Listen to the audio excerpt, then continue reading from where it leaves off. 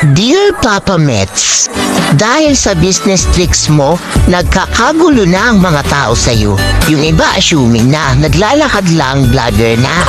Mag-prito lang ng itlog, content creator na. Ang daming naging dancer kahit puro kaliwa ang paa. Ang dami rin naging singer kahit sintonado ang boses.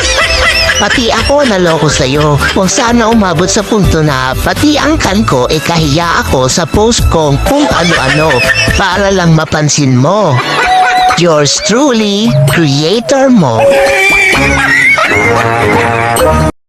Pag ako lang talaga sumahod sa Facebook, libre ko ng sine mga maratis sa amin. May kasama pang popcorn. Sila kasi yung palihim na nanonood ng video ko. Hindi nga lang halata. Ayaw pindutin yung like eh.